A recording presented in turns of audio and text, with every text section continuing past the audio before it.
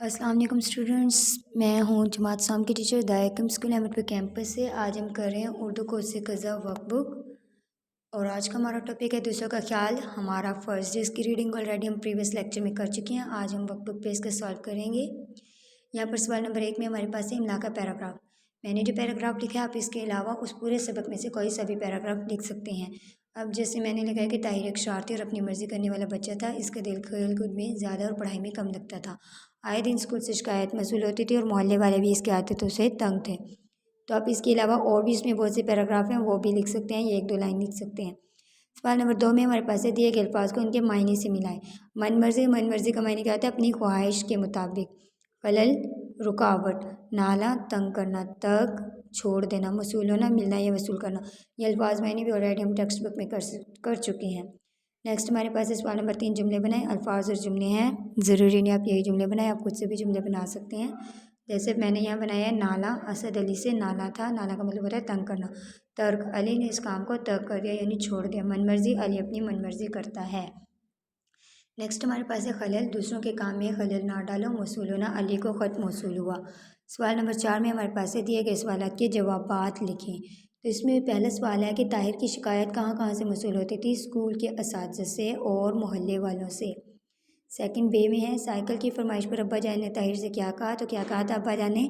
इम्तिहान में अच्छे नंबरों से पास होने का कहा था।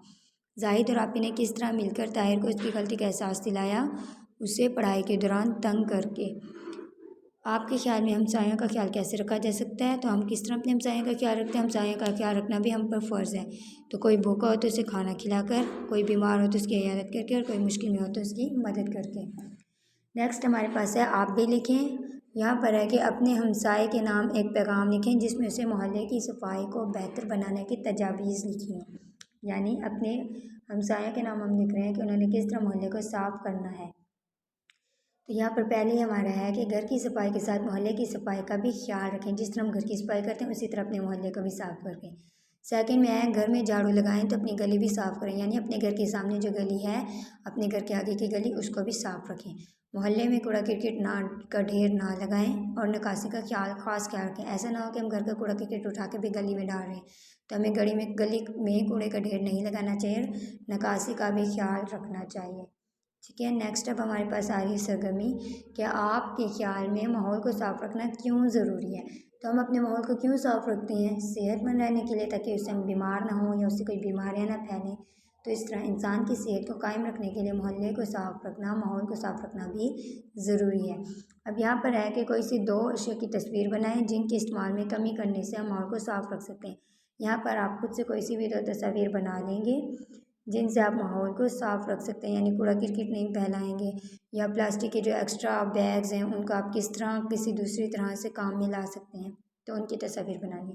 अब थर्ड क्वेश्चन यहाँ पर हमारे पास है कि कोई सी 3 ऐसी बेकार अशिया के नाम लिखें जिन्हें माहौल को साफ़ सुथरा रखने के लिए कारआमद अशिया में तब्दील किया जा सकता है। यानी हमारे पास बहुत सारी चीज़ें होती हैं जो हम वेस्ट कर देते हैं या हम फेंक देते हैं। अगर उनको हम क्रश करके या उनको किसी तरह से सजा कर किसी कोई नई सूरत में हम उसको इस्तेमाल कर सकते हैं। अब यहाँ पर हमारे पास अखबार है, तो अखबारों को हम मुख्तलिफ़ तरीक़ों में इस्तेमाल कर सकते हैं। उसके बाद खाली बोतलें हैं, तो खाली बोतलों को हम किसी सजावटी पेपर से कवर करके उनको पेंसिल बॉक्स बना सकते हैं या इस तरह से कोई चीज़ बना सकते हैं। खाली डब्बे जैसे जूते के डब्बे होते हैं या कुछ चीज़ों वगैरह के डब्बे होते हैं, तो उनको भी हम खूबसूरती से कवर वगैरह करके उसमें उसको दूसरी चीज़ें रखने के काबिल बना सकते हैं। अब नेक्स्ट हमारे पास है कि किसी ऐसी चीज़ के बारे में लिखें जिसे आप माहौल को साफ़ सुथरा रखने के लिए दोबारा इस्तेमाल में लाएं। तो यहाँ मैंने लिखा है कि जूते के खाली डब्बे को सजावटी कागज़ से सजाकर इसमें पेंसिल रख दी, इस तरह वो दोबारा इस्तेमाल के काबिल हो गई। यानी एक जूते का डब्बा लिया, उसको एक प्यारे से ग्लेस पेपर से हमने कवर कर दिया, उसके ऊपर कोई डिज़ाइन फूल वगैरह बना दिए, उसमें रंग भर दिए, तो उसमें हमने अपनी पेंसिल कलर वगैरह रख लिए, तो वो क्या हुआ, दोबारा इस्तेमाल के काबिल हो गया। इस तरह आप भी अपने घर में पड़े हुए फालतू जो डब्बे वगैरह हैं उनको सजाकर मुख्तलिफ़ चीज़ें रखने के काबिल बना सकते हैं और वो दोबारा काबिल इस्तेमाल हो सकती हैं। अब नेक्स्ट हमारे पास सरगर्मी नंबर 2 में यहाँ पर हमारे पास तफ़हीम इबारत है। एक इबारत दी गई है कि इबारत पढ़कर ज़ेल में दिए गए सवालात के जवाब लिखें। अब ये इबारत हमारे पास है कि फैज़ान और उमर जमात 100 में पढ़ते थे।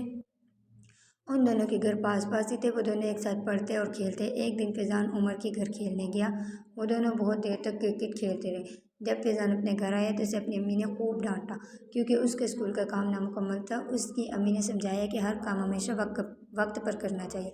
अब यहाँ जब हमने रीडिंग कर ली तो यहाँ से हमने कुछ सवाल निकाले। इन सवालों के जवाब हम इसी रीडिंग में से, इसी इबारत में से ढूंढ कर लिखेंगे। यहाँ पर पहला सवाल हमारे पास है कि फ़ैज़ान और उमर किस जमात में पढ़ते थे।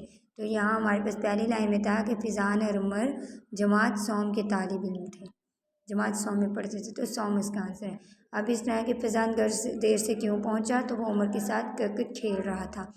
लास्ट क्वेश्चन है कि अम्मी जान ने फ़ैज़ान को क्यों डांटा, तो उनका काम मुकम्मल नहीं था, स्कूल का काम मुकम्मल नहीं किया था, जिस वजह से अम्मी से उसको डांट पड़ी। अब लास्ट हमारे पास है अल्फाज की तरतीब देकर बामायनी जुमले बनाएं। तो यहाँ पर बेमायनी अल्फाज, हमें बेतरतीब से कुछ अल्फाज दिए गए हैं जिनको हमने सही तरतीब से लिखकर एक जुमला मुकम्मल करना है।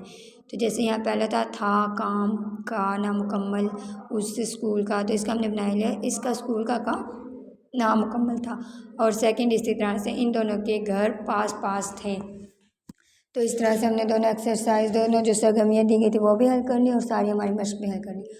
उम्मीद है ये टॉपिक आपको बहुत अच्छी तरीके से समझ आ गया होगा और ये हमारा सेकंड फाइनल टर्म का लास्ट टॉपिक था। जज़ाकल्लाह, अल्लाह हाफिज़।